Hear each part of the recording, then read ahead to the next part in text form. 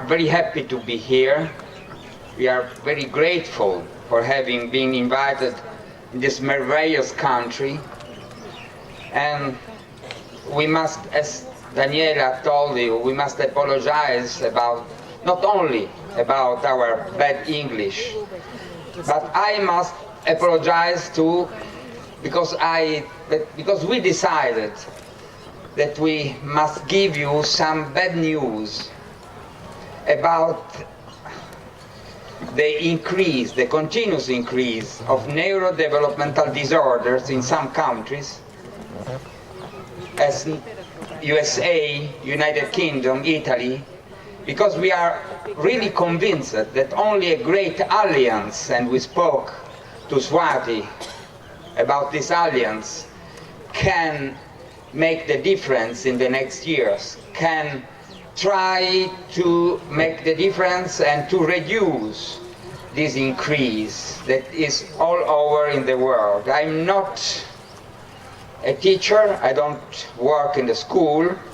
I am a pediatrician, but I am working in a new field of genetics, of applied research.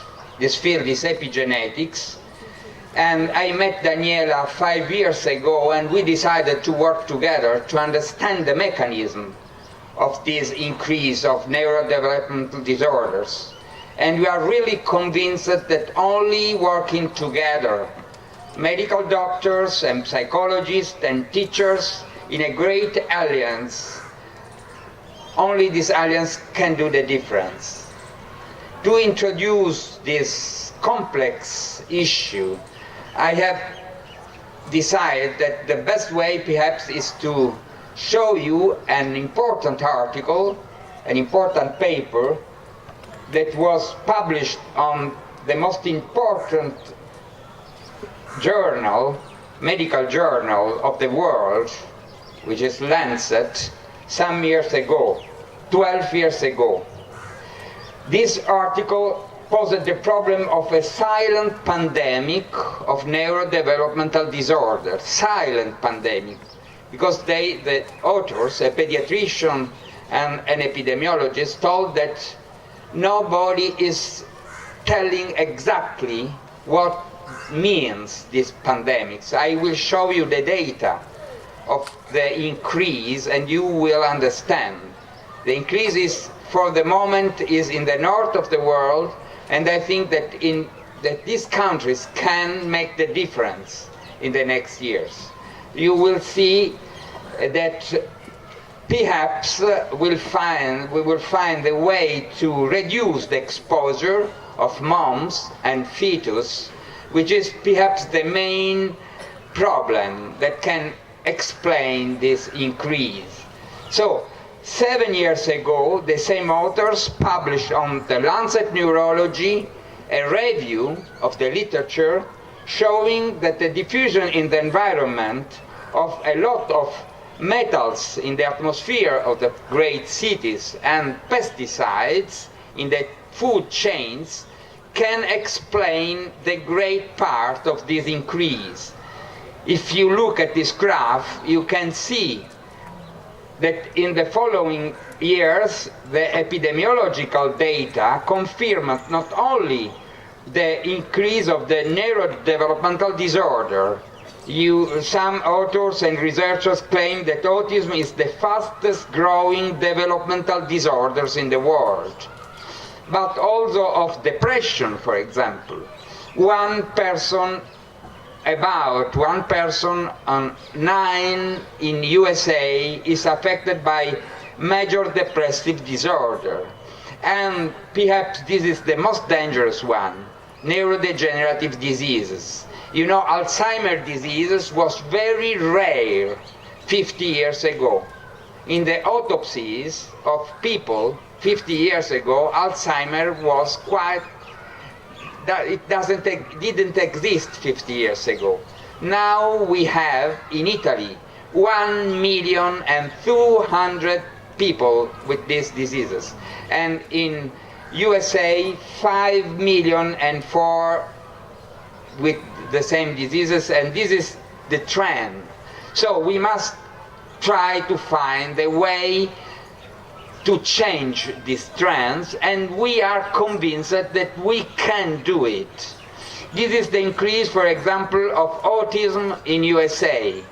We pass from one child, about one child in 1,500 30 years ago, and we have now about one child in 50. So you see the difference. This is a graph that shows the increase in Great Britain and in United States. You see the difference, in the two lands, the increase is quite the same, which means that perhaps it is a real increase, not only the capacity of make a diagnostic now. And now the last data for in this year are in USA, one child in 59. What we have seen in the last 20 years is an increase in juvenile depression, which was practically that didn't exist 50 years ago. And depression is not only a psychological problem, it is an organic problem. It is a biochemical problem. So we must try to understand in time the mechanism. That's why we began this research, and we proposed to Swati yesterday that we must do the same thing here, because we are sure that here we can make the difference. We can avoid to follow USA and to follow United Kingdom, because there perhaps they haven't understood in time what was beginning in the life of their children. Which is the difference? This is a very simple, if you want, it is perhaps simplifying the problem, but we need to simplify to better understand. What we are understanding now is that autism and obesity and allergies and even cancer are not genetic diseases, are not due to mutations, stochastic mutations in DNA, but are the consequence, an enormously underestimated consequence of pollution and of a lot of exposure to risk, to stress of the moms and of the fetus, which mean that are not genetic disease but epigenetic diseases. We will show, that's why even on some not scientific journals, as Time, we can read, your DNA isn't your destiny, and how the first 9 months shape the rest of your life. If we want to do the difference, we must think in a different way. We must try to reduce the exposure of moms, of fetus, of children in the very first steps of life. To better explain all this, I'll show you the presentation that I have prepared for the first International Congress of the Fetal Origins of Diseases in London 2 years ago. We will have the second Congress in April, and we will speak about the increase of other diseases. And the key word here is developmental origins of the DOHA, which means developmental origin of health and diseases. The great part of the chronic diseases, inflammatory diseases that are increasing in the north of the world are not genetic accidents. They can be reduced, and we can prevent them. It depends from our capacity in the next years. So it has been well known for years that prenatal life is not fully protected, but only in the last 10 years we began to understand the mechanism by which the maternal and fetal exposure to an impressive range of chemicals can interfere with the fetal programming of tissues in a quite irreversible way if we don't reduce the exposure. So we can speak about a chemical burden. Every mom in the north of the world, every mom in the placenta and in the cordon, have a lot of pollutants, hundreds of pollutants that can interfere with the fetal programming. So now we are studying the placenta, which is an organ that has been poorly studied in the decades, but we have understood that perhaps the placenta is the center of the chronic disease universe. That if we can reduce the exposure of fetuses, of placentas, and we will reduce the increase of the diseases. So, for example, perhaps the most dramatic case that I have witnessed in my life was in Martinique. I have been invited to Martinique, which is a small paradise, a little island, as you know, in the Atlantic Ocean, to investigate the origins of the continuous increase of prostate cancer and autism. In Martinique, they have the absolute global record of prostate cancer, and they don't understand why. So we made our research, and I posed 3 questions in the last Congress. Can we try to explain all this by epigenotoxic molecules that interfere with the fetal programming?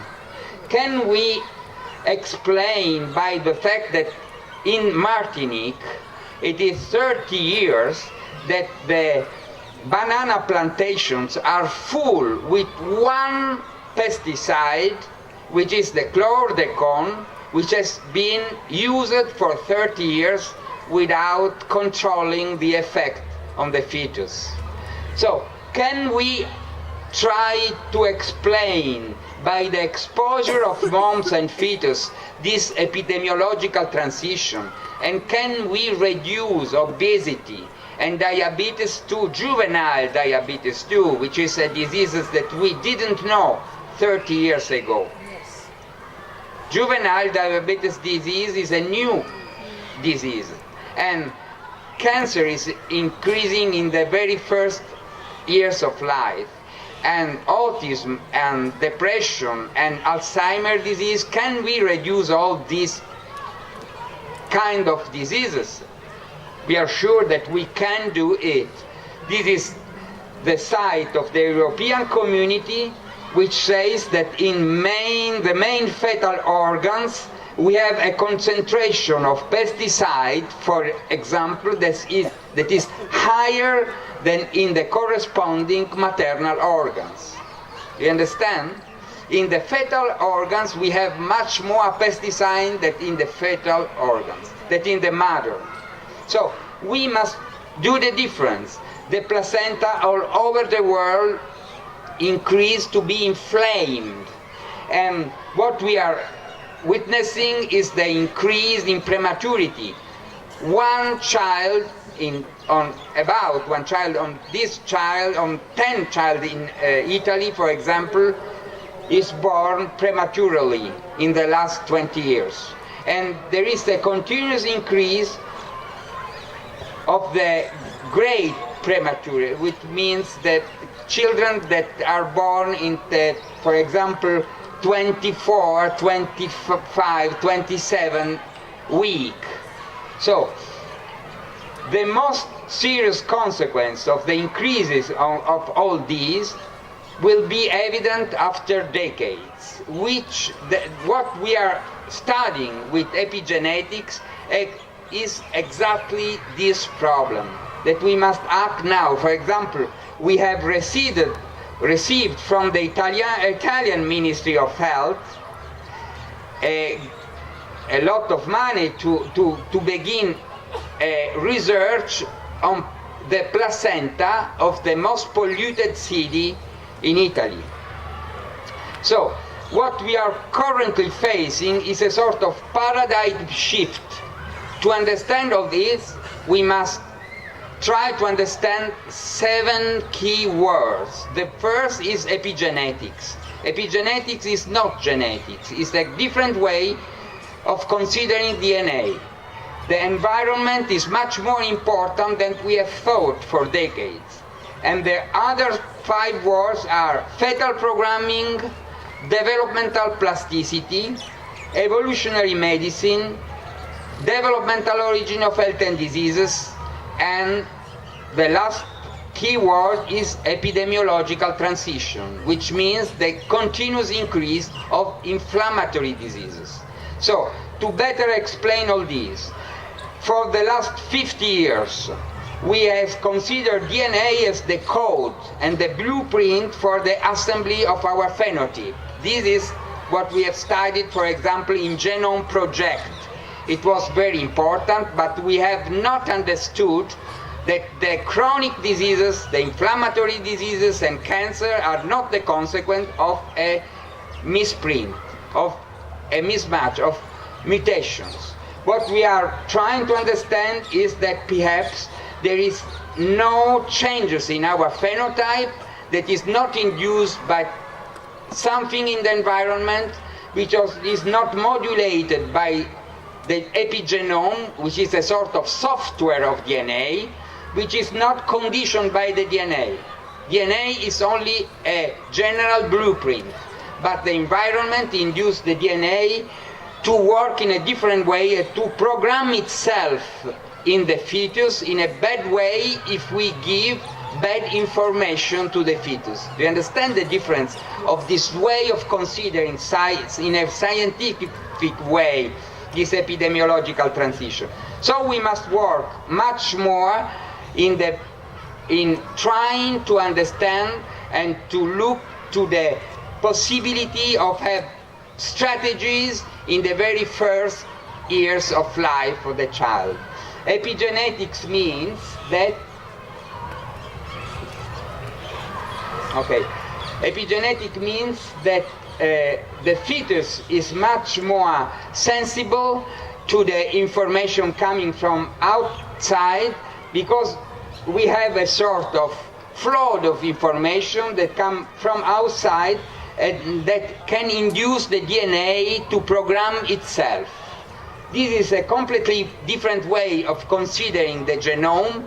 The genome is a sort of an ecosystem. It's not only DNA, but there are a lot of marks on the epigenome that are the response to the changes in the environment and to the bad information that are arriving to the fetus and to the little child.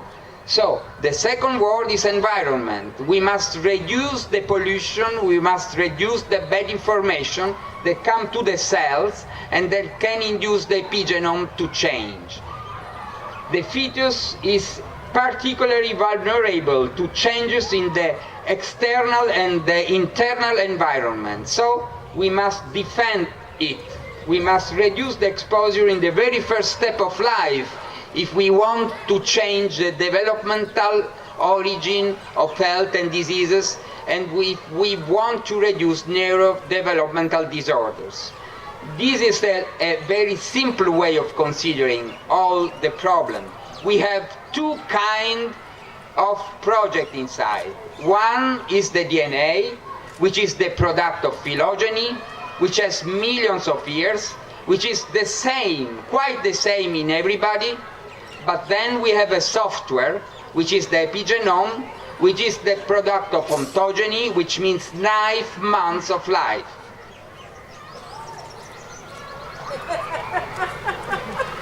You see the problem?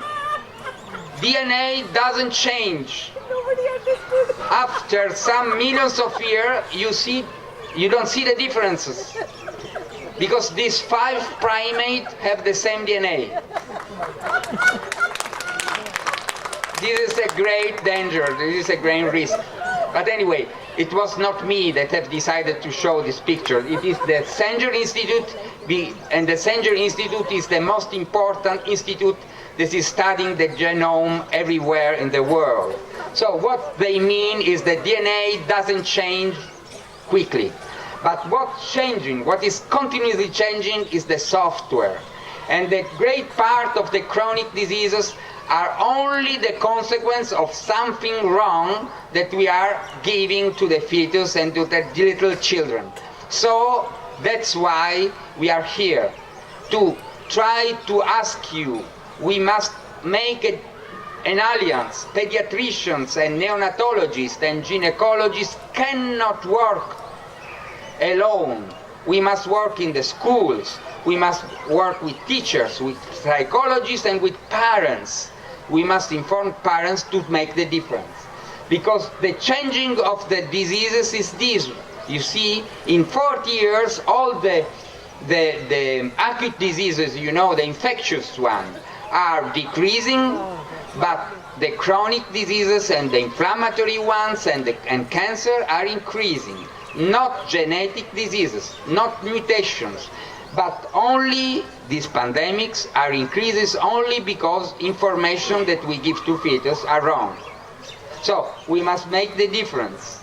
This is the first change in the phenotype of our species, and it can be resolved in 2 or 3 decades if we can change and, for example, avoid pesticide to be everywhere, for example. This is a political problem, but if we are many and we work together, and not only medical doctors, not only pediatricians, but teachers and parents can make the difference. So we hope. You see that the rapidity of this increase. 30 years ago in USA we had 1 person on, for example, this is in all the USA, it was the 10% of obesity.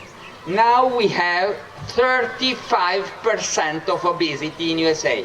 35, 1 person on 3. Then this is the increase, the maximum of increases is not in the adults, it is in the children, which means that it is not the fact that they have eaten so much, but something is disturbing their programming. And we have studied all these. This is the increase in diabetes 2. This is our study about the possibility that a lot of pesticide and endocrine disruptors, this is the name, plastifiers, for example, that can induce a bad programming of the fetus and of the gametes. That's why I've told you the real consequence, we will see the real consequence after decades. So we must act now. This is the increase in allergy, in immunopathologies. This is the increase of the, for example, chronic pathologies of bronchopneumonia and so on. This is not only infectious.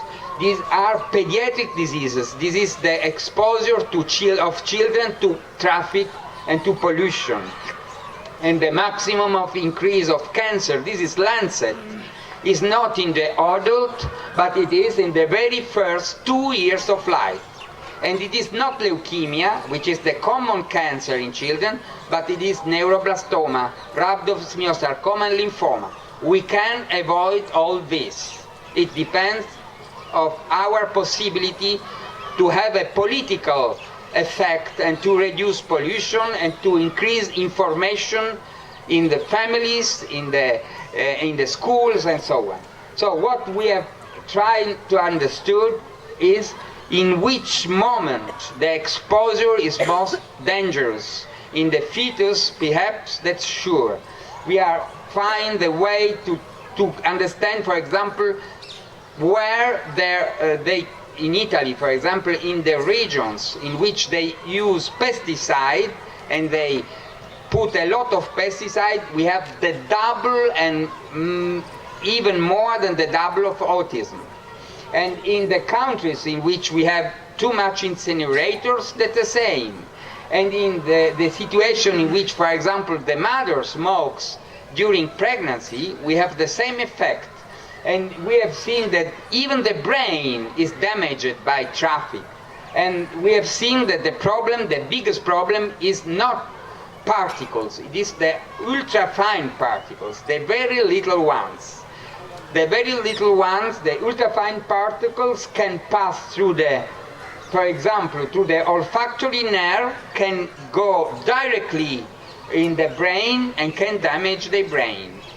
we are sure that the increase in Alzheimer is not genetic. The increase in Alzheimer is the product of the increase of the exposure in the very first steps of life. So we can do the difference.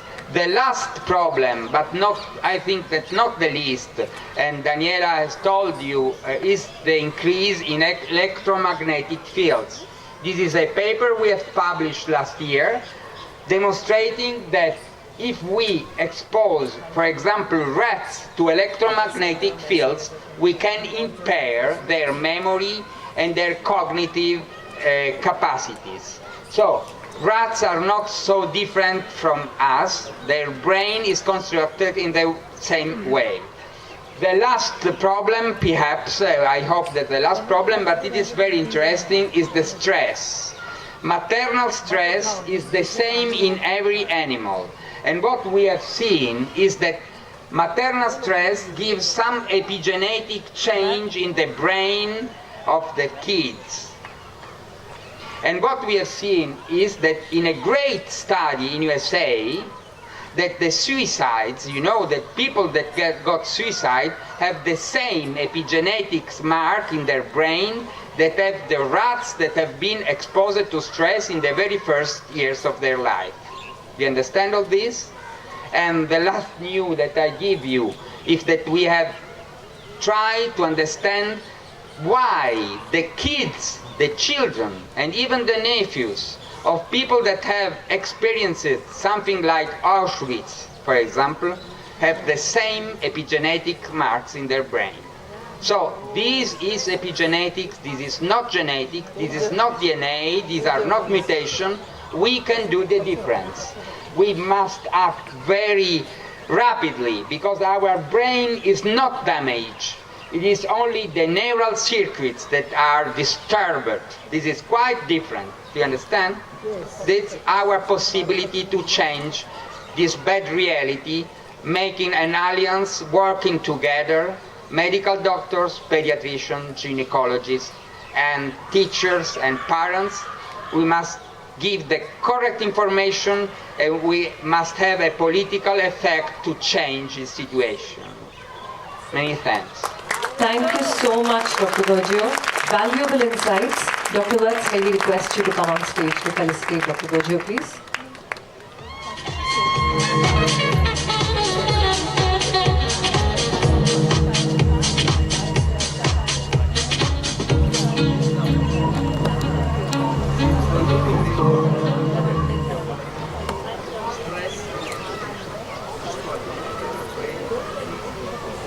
Environment. We all talk about a teacher, but the third environment, which is your environment around you.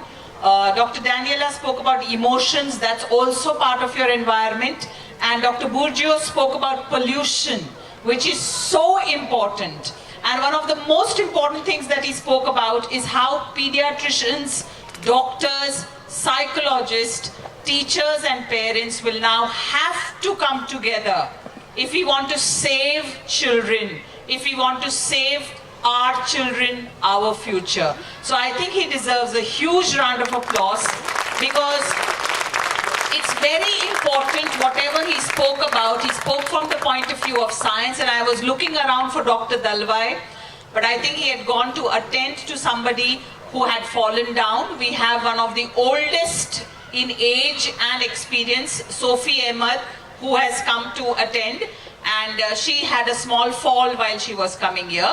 So Dr. Dalwai went to attend to her, but I admire that lady's spirit. Even at this age, she attends each and every ECA conference. But I must thank Dr. Burgio, and we have to felicitate him. She's 86.